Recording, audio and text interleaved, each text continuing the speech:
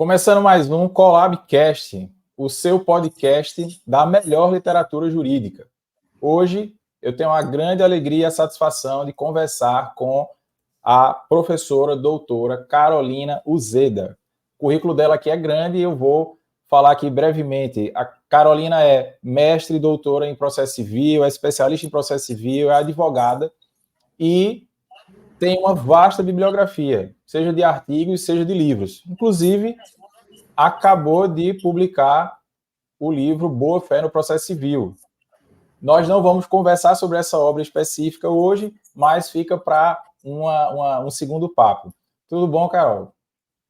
Bom, Ricardo, obrigada pelo convite. Acho que é o primeiro podcast que eu participo, então estou muito animada e principalmente pela proposta da gente conversar sobre esse texto que me é tão caro, que foi um carinho no meu coração depois do doutorado. Assim, talvez se você me chamasse para falar sobre o livro, eu não estivesse tão animada quanto eu estou para falar sobre esse texto, porque ele é muito representativo para mim. Eu vou contar um pouquinho a história de como ele chegou até a mim, né? Como essa inspiração surgiu, e vocês vão ver que ele é muito importante na minha trajetória acadêmica. Fico feliz Muito que bom. você tenha gostado. Eu adorei o texto. O texto de hoje que a gente vai tratar é um artigo chamado Prova da Autenticidade de Obras de Arte. Esse artigo foi publicado na Revista de Processo, volume 349, e decore esse número, 349, é uma edição especial, ano 49, agora em março de 2024. E antes de falar especificamente sobre o artigo, né, Prova da Autenticidade de Obras de Arte, eu queria que tu falasse um pouquinho sobre essa edição específica da Revista de Processo, que foi uma edição com textos exclusivos de processualistas. E nós temos grandes processualistas no Brasil e no mundo, e queria que tu falasse sobre a ideia dessa revista específica e como foi participar dessa edição, que eu já considero uma edição histórica, né? É uma edição histórica porque ela consagra uma luta de muitos anos da gente, da iniciativa processualistas, do pessoal do Projeto Mulheres e de outras tantas iniciativas de reunião de mulheres de acadêmicas que gostam de processo civil, que estudam processo civil. A gente percebeu num dado momento, e aí quem tiver curiosidade, basta puxar quando mudou o Código de Processo Civil, o novo CPC, quando ele surgiu, então lá em 2015, se vocês puxarem os eventos que aconteceram naquela época, vocês vão ver que eram eventos predominantemente masculinos, no momento em que a gente já tinha grandes processualistas no Brasil, a gente já tinha muita gente conhecida. Então, a Processualistas é um coletivo do qual eu faço parte, sou uma das cofundadoras. Ela surge como uma reação a um dos eventos, as jornadas do IBDP, em que a gente percebeu que tinha uma participação feminina ínfima.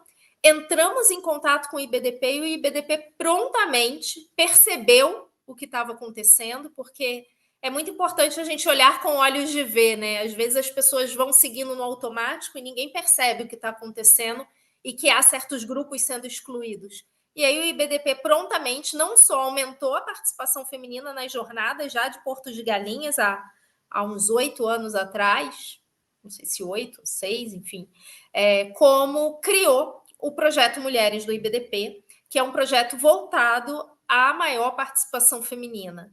E agora, anos depois dessas iniciativas, a gente tem a Revista de Processo, que é a principal publicação de processo civil do Brasil, a mais clássica. Ela vem a partir de uma iniciativa da professora Tereza Rudalvin, que é minha sócia, e do professor Alexandre Freitas Câmara. Ela vem como uma chancela, eu acho, um pouco com relação ao trabalho das mulheres, e todas as professoras foram convidadas, então não foram textos selecionados a partir daqueles que já estavam disponíveis. Nós escrevemos os textos para essa revista e foi uma revista produzida com muito carinho por todas as envolvidas. E aqui, de novo, o mérito da professora Tereza, do professor Alexandre Freitas Câmara, e eu já vou dar um spoiler que teremos novas edições do mês de março.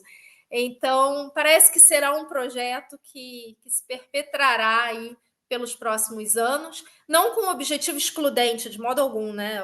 O feminismo não é excludente, mas com o objetivo de lançar luz sobre a produção feminina, para que a gente consiga perceber a qualidade dos textos das mulheres, porque ainda somos pouco citadas. Então, é importante esse tipo de iniciativa ainda, para que a gente seja mais lido e mais citado também. Muito bom, excelente iniciativa. Então, o Processualistas, ele nasceu meio que junto com o Código de Processo Civil 2015, ou ele veio depois? Ele veio junto? Ele veio um pouquinho antes. A gente ainda estava na discussão dos projetos. Na verdade, o Coletivo Processualistas, ele nasce no Fórum Permanente de Processualistas Civis. Então, a gente vai para Salvador, que é no segundo encontro de jovens processualistas, e depois a gente começa a ir nos FPPCs subsequentes. E o FPPC, ele é um encontro de processualistas, principalmente da nova geração. Então, a maior parte é de pessoas jovens. A gente ali acaba se encontrando, conversando, e daí surge a ideia da gente ser mais unida, né? Acho que o objetivo principal era esse, era a gente se unir como um coletivo para se ajudar, se apoiar, se proteger, e é o que a gente tem feito nos últimos anos, inclusive com novas gerações. Então, a gente já teve um projeto de jovens processualistas para graduandas e recém-formadas, e vamos lançar a segunda edição, mais um spoiler, a segunda edição dos Jovens Processualistas, para chamar mais a juventude.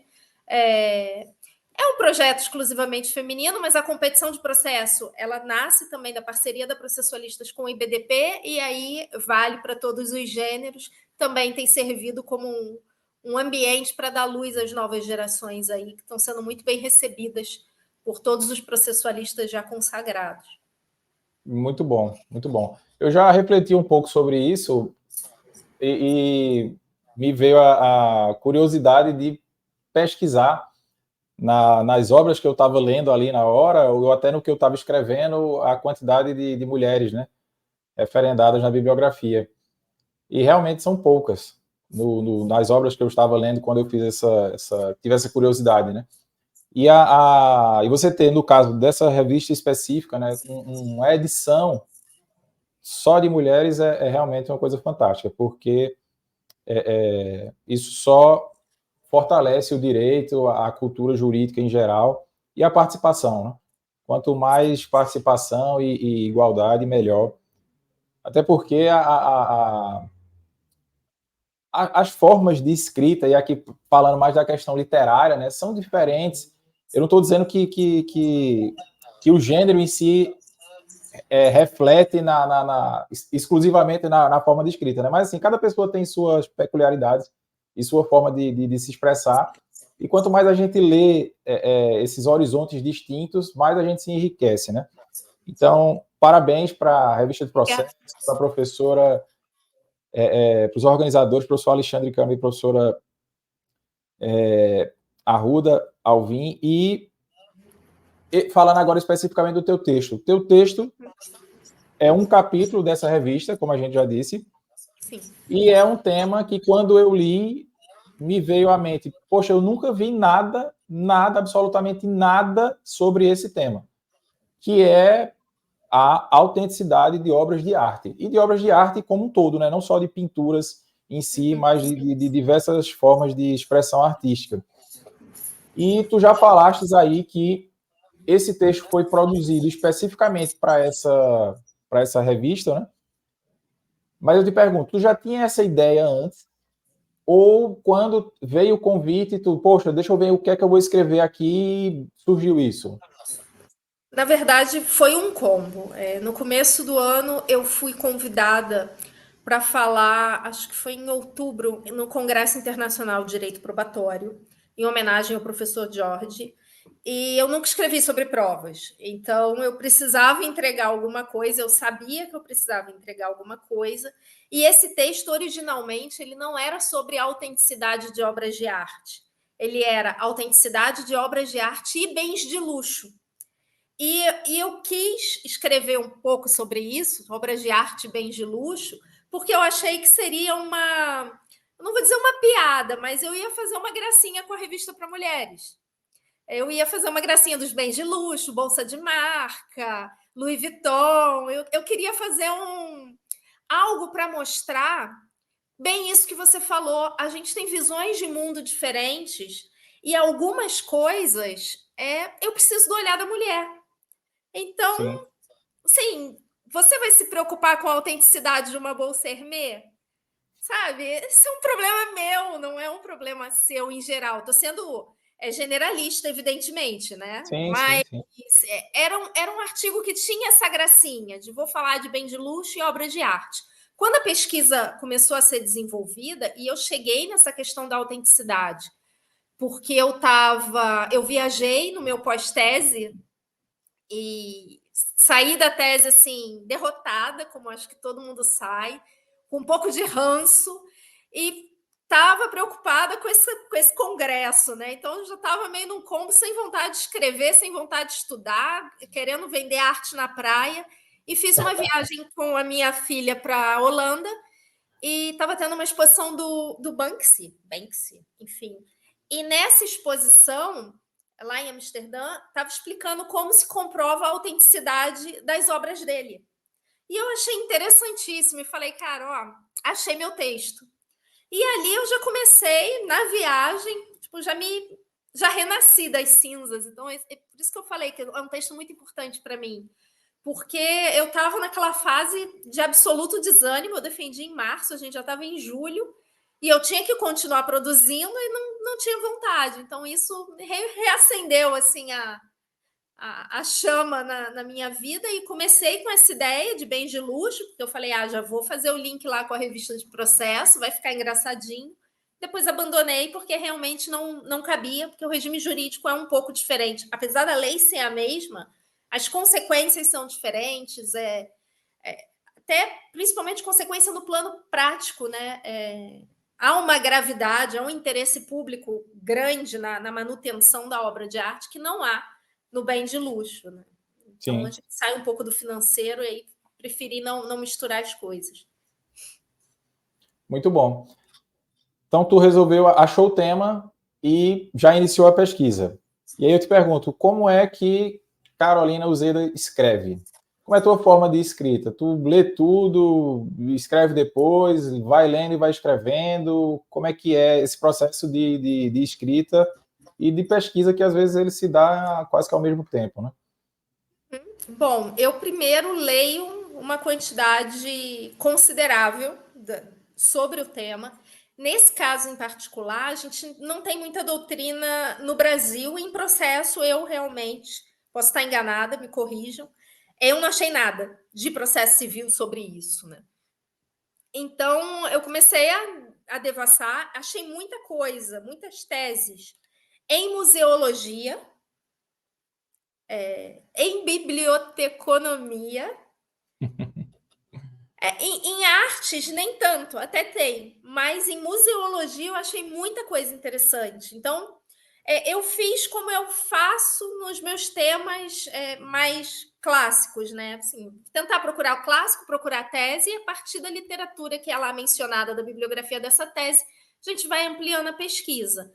Mas é um trabalho que eu fiz com muito exemplo também. Então, eu li processos, eu li cases e decisões judiciais daqui, principalmente da Corte de Nova York. Li muita coisa sobre o tema antes de começar a entender o que eu queria. E nesse processo de escrita, de pesquisa, que eu já abandonei o bem de luxo, né? Ainda tentei forçar, mas não deu. E aí, depois que a gente monta um esqueleto principal ali, a partir da pesquisa inicial, você vai lendo e escrevendo ao mesmo tempo. Mas eu levei aí de julho até novembro. Novembro a gente entregou essa répro. Então, de julho até novembro, entre pesquisa e escrita do texto. Muito bom. Eu até considero um tempo curto, tendo em vista que o tema realmente é pouquíssimo explorado. Eu nunca vi nada parecido no direito, e principalmente no direito processual. E entrando agora especificamente no conteúdo do artigo, né?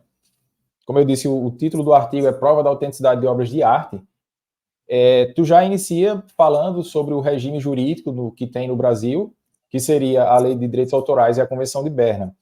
E esses dois diplomas, eles tratam da questão artística apenas no aspecto material, ou eles misturam ali material e processual? Apenas material. A gente tem, no máximo, menção às consequências jurídicas do reconhecimento de falsidade de determinada obra de arte, que é também para o direito brasileiro a destruição do bem. Então, isso é uma unanimidade assim, nos ordenamentos jurídicos que eu estudei. Há, inclusive, um livro que é citado na bibliografia que faz uma análise comparativa sobre a autenticidade, a questão da venda, do mercado da obra de arte e a aferição de autenticidade em vários países do mundo. Então, eu tive a oportunidade de ter essa visão mais ampla da matéria. Sobre processo, nada. Assim, nem na Convenção de Berna, principalmente sobre a questão probatória. Até se fala em liminar e tudo mais, mas sobre a questão probatória, não há absolutamente nada, nem na Convenção, nem na Lei de Direitos Autorais. E a Lei de Direitos Autorais, a gente sabe que, embora ela tenha a finalidade de proteger o artístico, né, ela é uma lei mais generalista que não aborda propriamente esses casos de obra de arte. Ela fala que se aplica para as obras de arte, enfim, para as pinturas, para as expressões como fotografias e tudo mais, mas ela não é tão detalhada quanto ela poderia ser. Talvez seja o caso da gente pensar em desenvolver melhor do mercado, se é que o mercado quer ser regulado, né? Porque também tem isso. A falta de regra sobre o tema talvez seja um indicativo de que o mercado quer se autorregular. E aí a gente acaba percebendo isso ao longo do texto, que o mercado se resolveu e cabe ao direito correr atrás do que o mercado resolveu. Essa que é a verdade. Sim, sim. Então a gente tem um vácuo legislativo, pouquíssima discussão doutrinária e pouquíssimos casos no Brasil, né, jurisprudenciais. E tu até citas que, embora tenha esse vácuo, o mercado em si de arte é um mercado gigante do Brasil e principalmente em outros países, né, como os Estados Unidos. E mesmo assim, com um mercado tão grande e importante, a gente ainda tem essa ausência total de legislação e de discussão doutrinária, né? E esse ponto que tu se referiu, de que na lei brasileira, ao final, existe a possibilidade de destruição da obra, me deixou chocado, né? Porque você chegar ali e não ter a certeza, porque nem sempre o processo a gente tem a certeza, e ter a possibilidade de destruição daquela obra é um risco gigante, né? Um risco gigante. E tu citas no texto que há principalmente duas formas de falsificação. Uma seria a falsificação da assinatura e a outra seria a cópia de uma obra de arte. Esses problemas processuais, principalmente de prova, eles se encontram nos dois tipos de falsificação? Então, eu acho que a falsificação da obra como um todo, fiz uma cópia daquela obra em particular, ela é um problema menor. Porque, pelo menos do ponto de vista probatório, porque você tem um elemento de comparação. Você vai ter a obra verdadeira e você vai ter a obra falsa. E a partir dali você consegue definir, à luz dos critérios que os especialistas no artista compreendem como corretos, qual é a verdadeira. Então você vai ter lá o histórico da obra, enfim, para quem não é muito acostumado a adquirir obra de arte, você, normalmente, quando compra numa galeria, você recebe o histórico daquela obra, né? Isso, via de regra, tem que vir no certificado de autenticidade, ou deveria vir, você deveria conseguir rastrear essa obra. Então, isso já fica mais fácil quando a obra é uma cópia.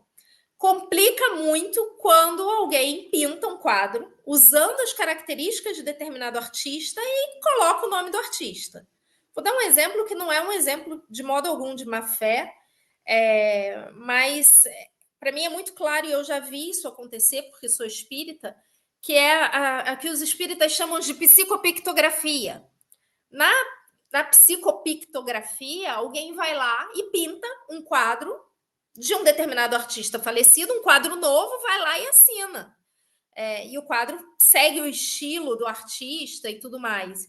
Então é isso. Claro que no ambiente religioso a gente tem uma outra série de discussões que se abrem ali.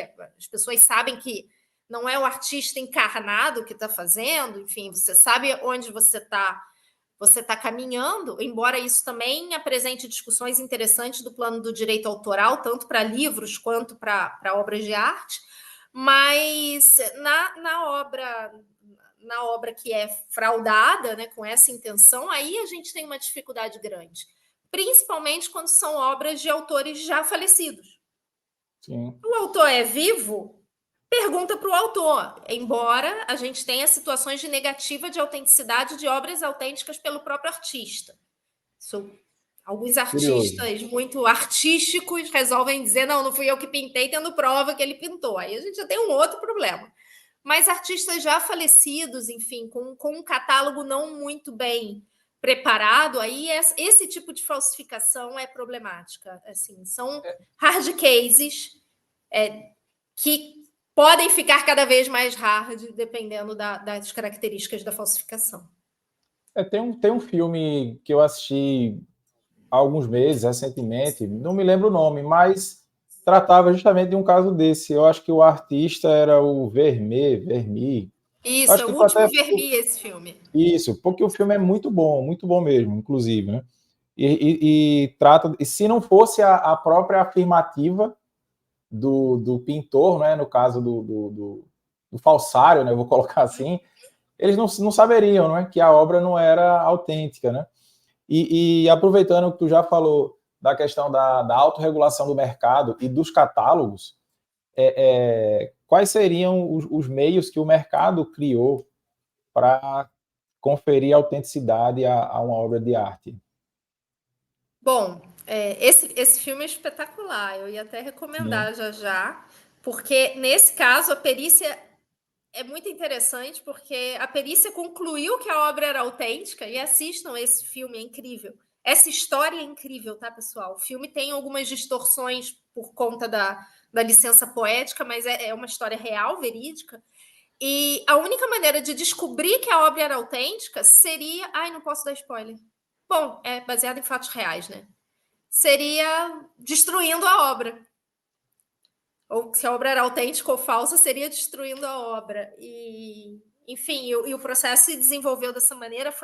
Esse caso realmente é muitíssimo interessante.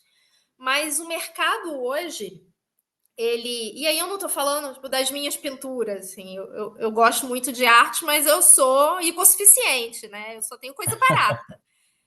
Vamos pensar em quem compra arte cara, né? Eu ia dizer arte de verdade, mas de modo algum. Quem compra arte cara, quem investe no mercado de arte, normalmente se orienta, em primeiro lugar, pelo catálogo. Então, para o mercado, se um catálogo, se um responsável por um catálogo fala essa obra não é autêntica, essa obra perde completamente o valor. Por isso que os peritos eles têm tido, e os próprios responsáveis pelos catálogos, eles têm tido muito medo de bater o martelo de que a obra não é autêntica. Porque não é nem ele dizer que não é autêntica, ele se recusar a incluir a obra no catálogo já é suficiente para a obra perder completamente o valor do mercado. Tanto que, se você compra uma obra de um artista, falando de ouvir dizer, tá? Eu não compro obra de artista caro. Mas se você compra uma obra de um artista que tem um catálogo e a obra não está catalogada, você paga muito mais barato nessa obra. Porque você vai ter todo o custo de apresentar os laudos e pedir a inclusão dela no catálogo, e pode ser que você não consiga essa inclusão e aí você perde todo o seu dinheiro. Então, até isso o mercado estabelece que se não está no catálogo, ela é mais barata, porque você vai ter além do preço do risco, você vai ter todo aquele custo para regular a situação. E aí a gente vai fazendo outros cortes, assim. Eu tenho, e a gente, quando compra uma obra de arte, a gente verifica se ela está no catálogo oficial do artista, e é óbvio, tem que ser o catálogo oficial, que é montado por alguém reconhecido pelo mercado. Então, o Portinari, por exemplo, é um exemplo, um case de sucesso de um catálogo de um catálogo aqui do Brasil. O Portinari era o filho dele que era o responsável pela aferição da autenticidade das obras e inclusão ou exclusão do catálogo.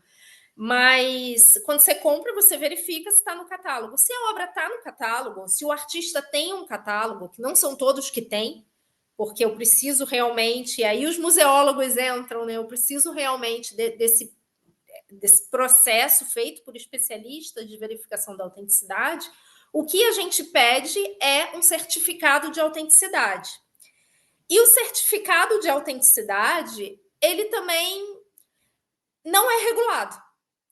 Então, se você for a uma galeria e comprar uma obra, via de regra, você vai ter um certificado que tem a foto da obra, as características, o ano. Em alguns lugares vai ter a origem, então eu vou ter o encadeamento lá dos proprietários dessa obra, vou ter que reconhecer a autenticidade, mas isso aí já começa a ficar meio nebuloso.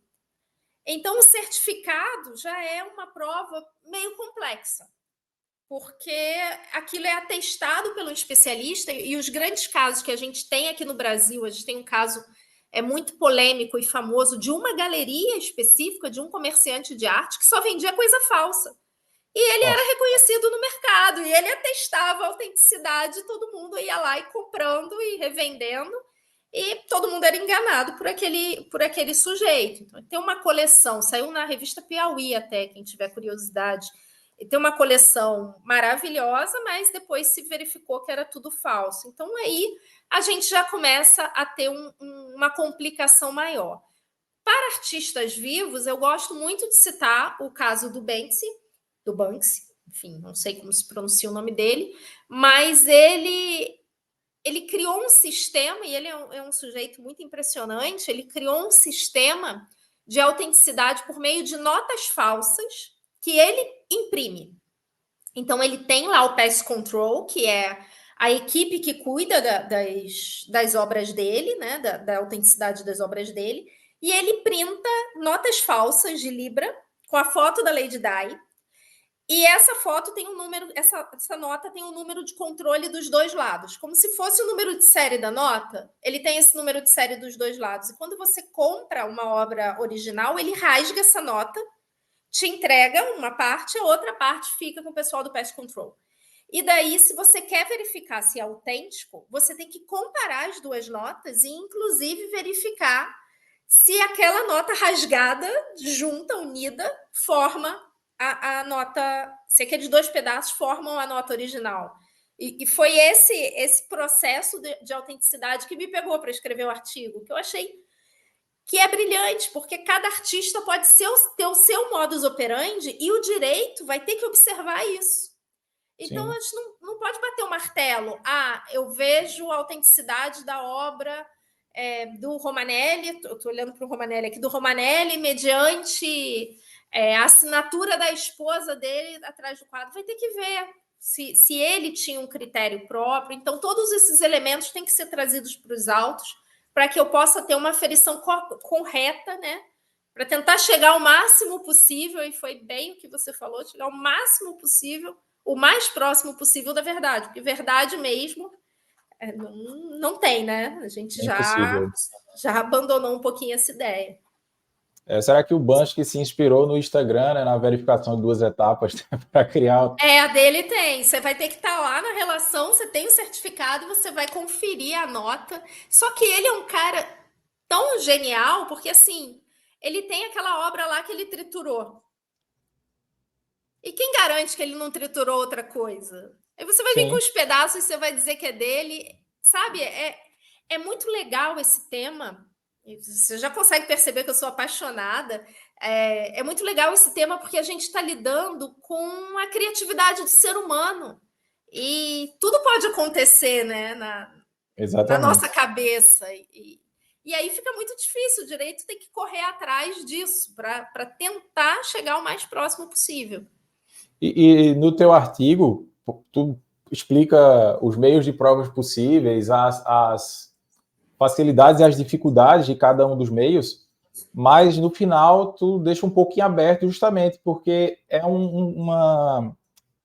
a vida aqui é tão real que não tem como você cravar nada. Então, não dá para ter essa... principalmente quando os artistas criam seus métodos próprios de autenticidade. Esse específico do Banksy, que eu fiquei, quando eu li, eu fiquei até pensando, poxa, você tem que ter uma preocupação gigante com o cuidado da obra em si e com o cuidado daquela nota falsa que ele lhe deu, porque pode chegar na situação de você ter a obra, mas não tem a nota. E aí a ausência da nota falsa prejudicaria a própria autenticidade da obra, que seria autêntica, não é? Que seria autêntica. Então, assim, Ou o valor de mercado. Justamente. Então, dentre as milhares de possibilidades, a criação do catálogo pelo mercado já foi uma sacada muito boa, né? Sim. Há uma autora, agora eu não vou lembrar, eu tenho um problema com o nome. Há uma autora norte-americana que escreveu um artigo muito profundo sobre o tema, mas ela chega ao final do texto, e aí tem um pouco a ver com as discussões de verdade no Brasil, né?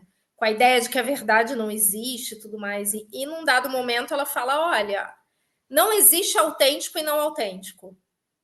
Existe o que o mercado diz que é autêntico. Então vamos parar de tentar periciar, porque assim, a perícia é uma porcaria. E eu cito alguns exemplos que ela cita, porque tem perito que diz que conhece que uma obra é verdadeira porque ele desmaia quando vê.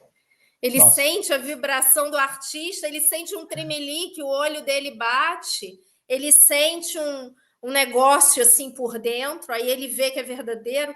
Quer dizer, e ela cita esses cases de peritos renomados nos Estados Unidos. Então ela fala, cara, chega, vamos esquecer essa ideia de autenticidade, vamos parar de procurar autenticidade e vamos pensar no que o mercado diz que é autêntico. Está no catálogo, é autêntico, ponto. Só que ela para aí. E ela esquece ou não se preocupa com isso naquele momento, que há situações em que a gente não tem o catálogo. E esse é um problema real dos pintores brasileiros, são poucos catalogados. E aí a gente vai ter que encontrar meios de definir. E mesmo no direito brasileiro, eu dizer que estar no catálogo gera uma espécie de presunção de veracidade da obra já é complicado, porque eu não tenho tarifação de prova no Brasil. E a ideia do texto, eu quase que ensaio isso, é falar, olha, o catálogo gera essa presunção, porque o mercado impõe essa presunção. Eu teria uma presunção, uma prova tarifada costumeira, praticamente. Tem coisa que eu não tive coragem de dizer, mas estou falando aqui, não tive coragem de dizer no texto, né? Porque Ainda, fica né? para a eternidade. Mas ele não deixa de ser uma espécie de tarifação costumeira da prova. Porque se o mercado se comporta dessa maneira, como é que o juiz vai dizer, não estou ligando para o catálogo? O juiz que provavelmente, claro, tem magistrados que são grandes apreciadores de arte, mas que a maioria não tem o conhecimento profundo daquela obra de arte, ou especificamente daquela pintura, daquele artista, para julgar, não é? Então. E vai chamar um perito que não necessariamente é o cara reconhecido pelo mercado. Sim. Ou, enfim, tudo pode acontecer, né? Quando a gente vai para o judiciário, a gente sabe bem disso. Só que aqui a gente não está lidando com algo material. E essa é uma outra coisa importante do texto que eu não tive coragem de dizer. Eu acho até que talvez eu atropele. Não tive coragem de dizer no texto de uma maneira tão categórica. Mas a gente tem que pensar em talvez solucionar isso a partir de standard processual. De olhar e falar, olha, eu preciso de muita prova, de uma quase certeza para eu dizer que isso é falso. Porque é muito sério essa declaração de falsidade é muito séria num cenário em que eu tenho bens culturais envolvidos. Então, não é só a grana. Paguei, sei lá, 40 milhões num quadro da Tarsila. Perder uma Tarsila, o Brasil perdeu uma Tarsila. Então, isso é protegido. Eu não posso me dar o luxo de desperdiçar esse bem. E é outra coisa que não é tão observada nesses processos, nos autos que eu olhei. independente do que vai acontecer com a obra, mas se reconhece a falsidade de obras de arte com uma tranquilidade que, não vou dizer tranquilidade, que seria um pouco irresponsável da minha parte, mas assim, sem essa preocupação com esse valor cultural. Você pensa assim, o Abílio Diniz comprou, é falso, verdadeiro, quanto vai ficar? Mas está aí a obra. E o que isso representa para a história do nosso país, né? Para a história da arte, dependendo do artista, para a história da arte mundial. E isso eu não vi. Eu achei essa sacada tua dos principais pontos do artigo, né? Porque não é uma discussão meramente patrimonial. Não é uma discussão que se limita a uma restituição financeira, ao pagamento de uma indenização por um possível ilícito civil. Não, é muito além do que isso. É muito além do que isso. Eu me lembrei de outro filme aqui que minha memória é horrível. Eu nem vou lembrar do nome, mas assim era um quadro muito importante de um país da Europa que tinha sido roubado, né, pelos nazistas, e depois esse quadro estava, décadas depois, estava sendo exposto numa galeria de arte dos Estados Unidos. E aí a família, né, sobrou uma herdeira que já era uma senhorinha, e aí eles vão tentar brigar para recuperar esse quadro. Eu não sei se tu assistiu esse filme. É o Beijo de Clint, eu acho. Eu acho que é, Também uma mas assim, história verídica. uma história verídica e que demonstra que aquele quadro, no final, não era importante só para ela, que era no caso, para herdeira dos proprietários. Era muito além, era como eles colocam no filme, a nação se identificava com aquele quadro. Então tinha uma relevância cultural, política, histórica, filosófica e religiosa e por aí vai. Então, assim, esse ponto do teu artigo eu achei muito importante para chamar a atenção, porque às vezes a gente fica discutindo filigramas processuais ali, né? E perde um pouco a imagem do real, né? E tu já começou a falar dos meios de prova em si, né? De prova pericial, e te perguntar quais são os meios de prova e quais seriam as vantagens e principalmente, né, nesse tema tão delicado, as principais desvantagens de utilização deles, né? Bom, acho que em primeiro lugar o catálogo, documental no caso. Em primeiro lugar, antes de qualquer coisa. E aí sim, estou falando em tarifação de prova, que a gente está batendo um papo, não estou escrevendo e não estou sendo irresponsável, porque é algo que eu tenho refletido bastante. Pode ser sim uma tarifação costumeira para gerar uma presunção de que há veracidade ou há correção naquilo que consta no catálogo. E não é uma presunção absoluta, né? A gente pode afastar, também não é o fim do mundo. Mas acho que o catálogo ele assume uma posição de referência aí, de ponto de partida. A gente pode falar no certificado de autenticidade, mas o certificado de autenticidade, infelizmente, ele próprio pode ser falsificado. E aí a gente entra na questão de metaprova para ver se o certificado é autêntico ou não é, ou se as informações constantes no certificado são autênticas ou não. Então, acho que o catálogo como prova documental, depois a gente tem o certificado. Em algumas situações, a gente resolve por prova testemunhal. Claro, em algumas situações, a gente não vai conseguir provar que o Van Gogh, lá que ele pintou enquanto estava em surto psicótico, que aquele Van Gogh é verdadeiro com prova testemunhal, embora, por exemplo, uma carta que ele escreveu tenha sido usada como meio de prova, uma carta que ele escreveu para o irmão tenha sido usada como meio de prova pelos especialistas para serviu de elemento para se atestar a autenticidade daquele Van Gogh que eu cito, que é um Van Gogh totalmente diferente, que levou décadas para ser reconhecido como autêntico, porque ele pintou no meio de um surto, entre um surto e outro. Então, ele foge completamente à maneira do Van Gogh de pintar, inclusive pelo ambiente que ele estava. E eu acho que, sinceramente, em último lugar, a perícia. A perícia, é claro que eu estou falando de hard cases, né? Se eu tenho uma perícia que consegue atestar lá a tinta que esse quadro, a tinta com a qual esse quadro foi pintado, é uma tinta de 2024 e não é da época que o Van Gogh viveu, beleza, eu tenho critérios bem objetivos. Esse tecido, isso foi feito agora, não é tão antigo, ou o material utilizado não existia naquela época, elementos químicos na tinta que não são compatíveis com a tinta da época. Aí, beleza. Agora, se a gente parte de uma análise do modus operandi daquele pintor, mesmo que seja uma análise a partir de como aquilo... Uma análise bem criteriosa, mas se a gente parte dessa análise, a gente entra no risco de brincar com a criatividade das pessoas. Porque ele pode ter um modus operandi ali e um dia o cara é artista, ele resolver, sei lá, pintar com o pé. Sim. Com a tinta guache da sobrinha. E ele pode resolver picar o quadro dele, aquilo vai ser uma expressão de arte que tem o seu valor, inclusive esse quadro em particular que ele picou valorizou horrores depois que foi cortado. Então, é muito complicado a gente bater o martelo no sentido de dizer que uma obra é falsa, a partir desses critérios que são critérios mais de observação da ciência sobre o modus operandi de um pintor. É claro que tipo de tinta que ele usava, tudo isso vai servir de elemento, mas dizer, a pincelada é nessa direção, que isso é um critério bem próprio da perícia, a pincelada é nessa direção. E aí eu não vou lembrar o nome daquele pintor, eu cito no texto, que é da turma do Pollock. Não sei falar o nome de ninguém, gente, desculpa.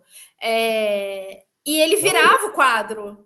O filho desse cara, ele parou de atestar a autenticidade dos quadros do pai, e o filho falou, olha, eu não dou conta de atestar a autenticidade dos quadros do meu pai, porque meu pai metia o louco.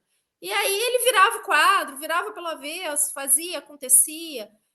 Então, a perícia, eu acho que tem que deixar de ter essa posição, essa é a verdade, né? A perícia tem uma posição de protagonista nos processos. Se não na teoria, eu acho até que, do ponto de vista do ordenamento jurídico, ela tem uma preferência, tanto que para o juiz afastar, ele tem critérios específicos para afastar a perícia, que outras provas não têm, mas a perícia tem que perder um pouco essa condição de rainha, a gente tem que valorizar o catálogo, a gente tem que valorizar outros elementos de prova aí, e o juiz ele não pode se enganar. Então, e também tem outras coisas, né? Não dá para julgar que uma obra de arte é falsa com base em ônus da prova. A gente tem que presumir que é falso. Vou lá e vou destruir o quadro, vou tirar o valor de mercado do quadro, vou proibir o quadro de ser exibido, porque o quadro não vai poder mais ser exibido. E aí todas as futuras gerações vão perder acesso, mesmo que eu não taque fogo. Como aconteceu em alguns casos na França, todas as futuras gerações vão perder acesso àquela obra de arte. Então, a gente precisa ter muito cuidado quando vai decidir esses casos, embora envolva dinheiro, porque, no fim das contas, é o que quem compra uma obra de arte vai reclamar, a gente tem um valor cultural e histórico profundo nessas discussões e não é possível desconsiderar isso de jeito nenhum. E, infelizmente, é o que tem acontecido nos casos que eu vi. Então, nós teríamos basicamente prova documental, testemunhal e pericial. E eu achei até curioso, quando eu estava lendo teu texto, né, que a gente se pega muito mesmo a perícia, como tu falaste. E eu fiquei, poxa, mas aqui, da forma que ela colocou, a perícia nem é o mais assertivo, o mais adequado, né? E a gente realmente tem essa cultura. Mas se o perito falou, é porque é isso, né? E nesse campo específico, não, né? E tu cita alguns casos interessantes, que eu até anotei aqui para falar, e são apenas alguns casos, porque eu vou falar aqui, né? Porque o texto em si é muito interessante, como eu disse aqui a Carolina antes de gravar, é muito bom de ler esse texto, muito gostoso. Nem parece uma leitura de processo, não que ler processo seja ruim, não que ler processo seja ruim, mas assim, é porque está cheio de informações super interessantes, de informações reais, de casos práticos, de casos que foram enfrentados pela justiça brasileira, pela justiça de outros países, né? E só para os nossos queridos e queridas ouvintes terem mais consciência ainda de quão delicado é esse tema, tu citas aqui que o Ivan Serpa, ele utilizava assinaturas diferentes. Então, assim, o critério da assinatura, nesse caso específico, ele não seria aplicado. O próprio Leonardo da Vinci, que tinha, ele mesmo duplicava algumas obras, né? Então, é realmente um tema de prova que é muito complexo, No final do teu texto, a reflexão que eu tive é que, além de ficar em aberto, você não poder cravar nada ali com a certeza matemática, talvez fosse a unificação de tentar usar todos os meios possíveis, dando preferência para quem tiver os catálogos, né? Porque é muito peculiar, muito peculiar. O que tu citou já aqui do filho que atestava as obras do pai, eu fiquei pensando, caramba, e se ele esqueceu, se ele não viu essa obra quando o pai dele pintou, né? Quer dizer, ele estava toda hora, ele estava lá com o pai para ver isso, né? E aí, nesse contexto, nós teríamos o chamado de provas adequadas, né? Quais seriam os meios de prova mais adequados para casos como esse, por exemplo, do Leonardo da Vinci ou do Ivan Serra, que você foge um pouco até mesmo do convencional de autenticidade de obras de arte.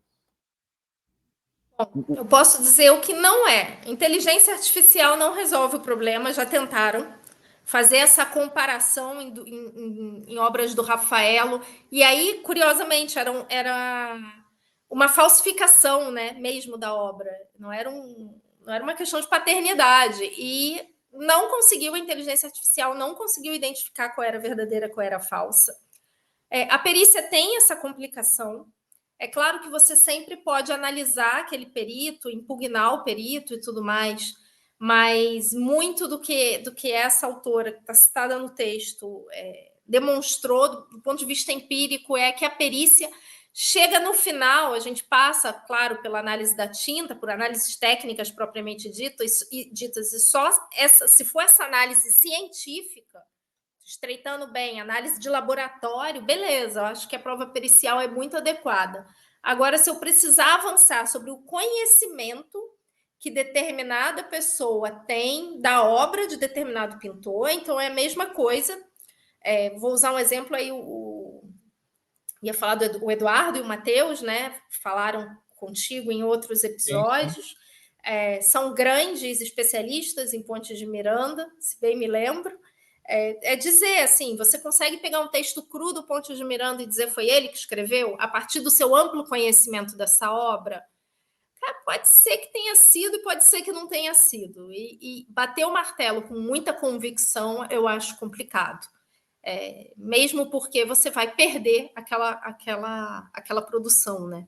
Então, a perícia eu acho complicada. Um outro exemplo que mostra que a perícia é complicada, não tem a ver com obra de arte, de psicopictografia eu não achei, mas a própria psicografia também da literatura espírita, em que os autores médiuns produzem seus livros atribuindo autoria a algum autor falecido. A gente tem um caso clássico do Humberto de Campos, psicografado ali pelo Chico Xavier, em que a perícia concluiu que era Humberto de Campos, ou fez a análise lá do Parnasos do Além-Túmulo, que tem várias poesias, e a perícia concluiu que e aí complica, né, gente? Porque não era, essa que é a verdade. Era, pelo menos, não era do ponto de vista físico, né, para se garantir direitos autorais à família do Humberto de Campos. Esse foi um grande processo judicial interessantíssimo sobre a matéria. Então, eu fico com o catálogo.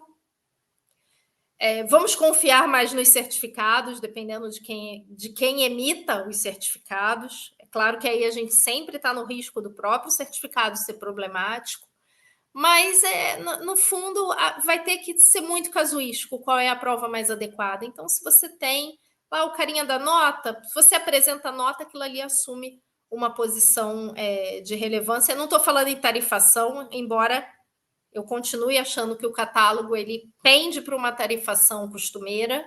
Não estudei o tema, isso é tema de tese, né? Não estudei o tema a fundo, mas acho que a gente chega aí, né? Mas acho que a gente precisa, no fundo, mais responsabilidade. Saber que a gente está tratando de bens culturais ali, não só patrimonial. E isso muda o standard probatório. Acho que mais do que na prova adequada, a gente resolve esse problema numa questão de standard. Do que eu preciso para considerar algo suficientemente comprovado. E nesse caso, o interessante é que a gente vai ter uma assimetria de standards. Porque para dizer que é verdadeiro, presunção resolve. Não contestou, resolve, é verdadeiro. Agora, para dizer que é falso, a gente vai precisar de um conjunto probatório mais robusto.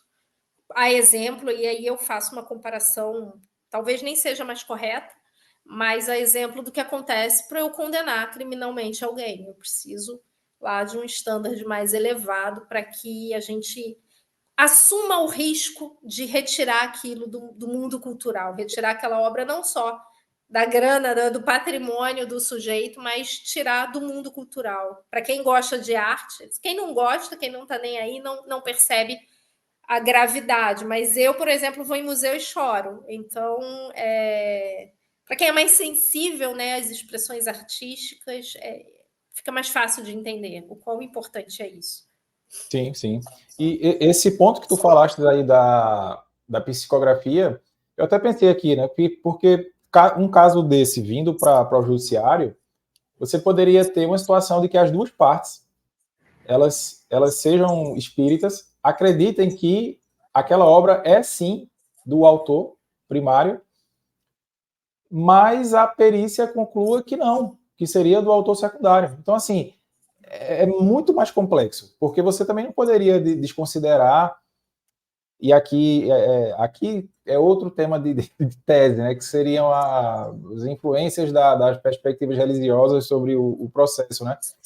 Mas não dá para desconsiderar. Se todas as partes, ali, todos os sujeitos processuais, as partes especificamente, melhor falando, né, se elas acreditam naquilo, e para elas tem valor, a perícia em si seria até irrelevante, né?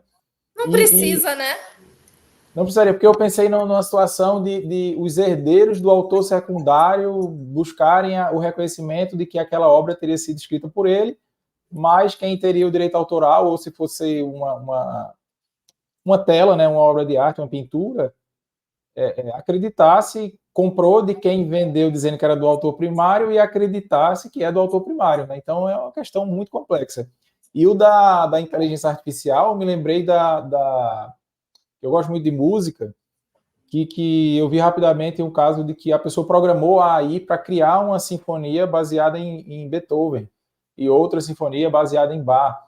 E no final, assim, muita gente achou que era muito parecido a forma de composição, né?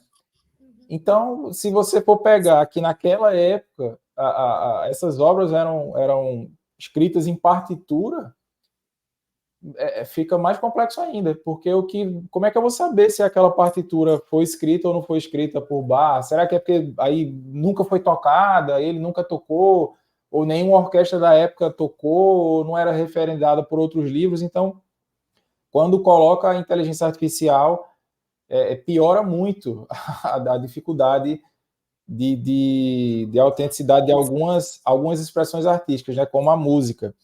E falando de inteligência artificial, as obras artísticas que são criadas diretamente já nos meios digitais, elas facilitam, elas são mais fáceis a comprovação dessa autenticidade, ou fica pior até essa comprovação, essa certificação? Nossa, é muito mais fácil. É muito mais fácil porque você tem lá, eu não sei as palavras, sabe? Eu li, estudei o suficiente para saber que era mais fácil, mas não gravei os dados técnicos. Mas você tem o código-fonte lá, não sei. E você tem informações que são praticamente infraudáveis. Então, essas obras, esse NFT, para quem gosta, né? Isso acaba deixando muito mais fácil de você comprovar, porque aí você vai pela perícia mesmo, e aí é uma perícia de laboratório, falando assim. É uma perícia de laboratório, fica muito mais simples. Eu não estou lidando com a criatividade do ser humano, né?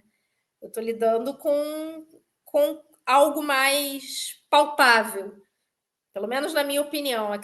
Eu continuo achando que o ser humano ainda mais capaz de coisas que a inteligência artificial jamais conseguiria, do ponto de vista do sentimento, que a arte é uma expressão de sentimento, né?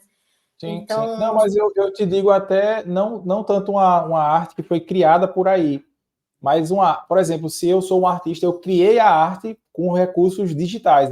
Ela não nasceu física, entendi. ela já nasceu virtual. Seria aí esse nascimento, como tu bem pontuou, tem alguns métodos de você Sim, descobrir pela sua internet o IP, o código-fonte. Isso sim, facilitaria ainda assim a produção de prova? acho que sim. Mesmo essa criação, né, essa obra digital, normalmente eles vendem como um token, né? Token não fungível, o NFT. Você consegue rastrear e identificar a autenticidade. Inclusive, há determinados artistas que estão comprovando a autenticidade, gerando uma obra no mundo virtual, equivalente à obra física que eles vendem. Olha que legal. Eles fazem uma reprodução e aí, não sei como, você consegue comprovar mais facilmente a autenticidade a partir desse código-fonte. E fica tudo muito mais simples. Então, me parece ser mais fácil de contornar essa situação. E me parece ser mais fácil também. Eu posso estar sendo preconceituosa aqui, provavelmente estou, mas até do ponto de vista de você tirar esse elemento cultural aí que você tem nessa obra, né? Que força todas essas reflexões que eu fiz. O que aquilo agrega culturalmente falando? Nem exposição tá, né? Então, de repente, vira uma questão de dinheiro e de investimento mesmo, e não mesmo para o artista digital, né? Coitado do artista digital, falei coisas horríveis. É importante, gente. Desculpa. Desculpa, é importante. Retiro tudo que eu disse. Não quero ser crucificada, mas sim, eu acho que é mais fácil. Independente de qualquer coisa, do que você acha, do standard que você vai aplicar, é de fato mais simples, sim. Bom, galera, vou dizer de novo: leiam não só esse texto da Carolina, mas leiam toda a revista de processo 349, ano 49 de março de 2024. Essa pérola está lá dentro, dentre outras pérolas também escritas integralmente por processualistas. Eu até parabenizo de novo o Alexandre Câmara, a professora Tereza Arruda Alvim pela iniciativa, e fiquei muito feliz em saber que nós teremos outras obras e outras revistas e várias publicações nesse sentido. O papo está excelente, Carolina, mas a gente vai caminhando agora para o final, para a parte cultural, embora a gente falou de cultura aqui durante toda a Falamos conversa. disso. Mas aqui seria tuas dicas culturais para a gente, nesse momento, a gente reserva para indicação de livro, de filme, embora a gente já indicou também aqui, né, filme durante a conversa, e a gente vai até mais além, né? De um lugar, uma comida, uma música, um livro que seja de direito ou um livro que não seja jurídico, né? Para a gente se aculturar cada vez mais aí. Bom, filme, eu acho que O Último Vermir é espetacular. E envolve guerra, envolve toda. É um golpe sensacional esse filme só assistindo. E quem não quiser assistir o filme, faz uma pesquisa no Google sobre a história, vai gostar muito. É um livro não jurídico. Tudo é Rio, vou ser repetitiva. Tudo é Rio, da Carla Madeira, é um livro excelente, mexeu bastante comigo, é um livro novo, né? Porque você pensa em dica de livro, tem tanto livro interessante, antigo, mas que todo mundo já falou muito dele, então Tudo é Rio é um livro que me tocou bastante. E sobre comida é a minha especialidade, porque eu adoro comer. Quem me segue no Instagram sabe que eu sou uma grande especialista e vou recomendar os churros da Adega Santiago, em São Paulo, que é esse pouca gente conhece, então são sensacionais. Deixa eu pensar, mas que em um livro jurídico vou recomendar o meu, que está sendo lançado agora. Sim, sim. Vou cometer essa temeridade e recomendar o Boa-Fé Processual, que é minha tese de doutorado, que gerou todo o trauma que foi curado por esse livro, por esse artigo de obras de arte. E até o fim do ano sai a segunda edição do Interesse Recursal. Então, esse ano, depois daquele ano tormentoso em que eu só liberei realmente esse artigo, só escrevi com mais detalhe esse artigo aí da autenticidade, esse ano saem os 2 livros para eu me exonerar dos meus compromissos acadêmicos de 2024 e já pensar nos próximos desafios. Acho que é isso. Adorei o bate-papo. Eu amo falar desse texto. Então, foi maravilhoso. Dicas culturais preciosíssimas. Tu já citou aí 2 novos projetos e tu pergunta se tem mais algum. Tem o Boa-Fé acabou de ser lançado, foi lançado acho que essa semana passada, né? Não está nem em pré-venda ainda, na verdade. A gente recebeu a capa e a gente está marcando os lançamentos, então Boa-Fé está para sair. O interesse eu devo mandar para a editora na semana que vem. E estou pensando, assim, normalmente eu escrevo com base nas palestras que eu tenho que ministrar, então aí em maio vou participar de um congresso em homenagem ao meu amigo Daniel Mitidiero, que é um grande amante das artes também, né? Gosta de comprar, gosta de falar do assunto. E vou escrever sobre probabilidade. Só em seguir ele, o Daniel, só em seguir ele no Instagram já tem valor artístico. Já, é verdade. Você vê que nos livros dele, ele já usa lá os artistas que ele gosta. Ele é um grande colecionador de caneta também, que é outra coisa que eu amo. Então, o Daniel é um sujeito bem artístico. Eu lembro que quando eu palestrei, falei dele, assim, meu amigo que gosta de comprar. E estamos para conversar com ele. Ele está com a agenda super corrida, mas já fizemos o convite e vai ser uma alegria muito grande conversar com ele. Olha aí, Daniel, não se esqueça de nós aqui não. Sendo cobrado aí. Sendo cobrado. Já me ouviu falar sobre isso e gosta muito de arte também, então a gente já trocou muita ideia sobre o assunto. A gente acaba... A coleção de xícaras dele é maravilhosa também. Ainda tem isso, tem a caneta, xícara, gatos agora, né? Ele tá colecionando ele gatos. E a Vicky. A Vicky também posta muita coisa muito legal. Tuas redes sociais, Carolina, contatos contigo, como é que a gente faz para te achar nesse mundo virtual? Eu acho que me acha fácil pelo Instagram, @carolzeda, pelo LinkedIn, e aí cada um no Instagram, aí você vai ter mais dicas de comida, que eu gosto bastante, assim, sou uma grande amante da culinária e de conhecer restaurantes, então eu tenho dica de restaurante em tudo que é lugar possível e imaginável. Se quiserem dicas, me mandem mensagem. LinkedIn, Carolina Zeda. E no Instagram, Facebook eu não tenho mais, Twitter, X eu não tenho mais. Na verdade, eu queria me livrar de todas elas, mas ainda não consegui. Então, estou lá no Instagram, acho que é mais fácil falar comigo por lá. Eu até comprei um livro em e-book que é falando sobre isso, sobre deletar todas as redes sociais. Mas eu não comecei a ler ainda, né? Porque eu estou com receio de... Tá ocupado no Instagram, né? Eu estou com receio de ler e ser convencido e deletar minhas redes sociais. Mas, Carolina, foi muito bom conversar contigo, foi um prazer. Conversa super alegre, super leve. Eu espero até que tu continue pesquisando sobre esses temas inusitados, viaje mais aí, veja mais coisas assim que despertem tua atenção e teu interesse. O artigo é realmente excelente e dispensa comentários. Quem não leu, leia o artigo e leia a revista toda. E muito obrigado. Foi uma alegria conversar contigo. Obrigado aí pela tua disponibilidade de tempo. Obrigada pelo convite e até a próxima. Até a próxima. Pessoal, sigam-nos nas redes sociais, no Instagram, principalmente, e no nosso canal no YouTube. E nós teremos muitas outras conversas extremamente ricas e proveitosas como a que tivemos hoje. Muito obrigado.